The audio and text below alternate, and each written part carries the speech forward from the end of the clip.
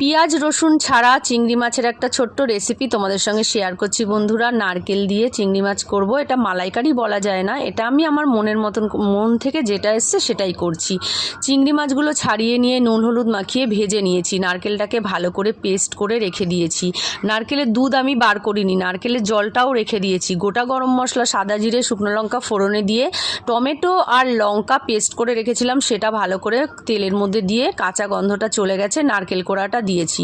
নারকেল কোড়াটা দিয়ে ভালো করে নেড়ে চেড়ে নিয়ে পোস্ত আর কাজু বাদাম বাটাটা দিয়ে একটু লঙ্কার গুঁড়ো, একটু জিরের গুঁড়ো দিয়ে ভালো করে মশলাটাকে কষিয়ে নিয়েছি। কষিয়ে নেওয়ার পরে চিংড়ি মাছ, ভেজে রাখা চিংড়ি মাছগুলো দিয়েছি। দিয়ে নিয়ে নারকেলের যে জলটা ছিল সেই জলটা দিয়ে ভালো করে কষিয়ে ঢাকা চাপা দিয়েছি। মিনিট 10 মতন রেখে দিয়েছিলাম। আর নামানোর সময় দিয়েছিলাম ঘি আর গরম মশলা। পেঁয়াজ রসুন ছাড়া এই রেসিপিটা জাস্ট অসাধারণ লাগে বন্ধুরা। তোমরা একবার কিন্তু বাড়িতে অবশ্যই বানিও।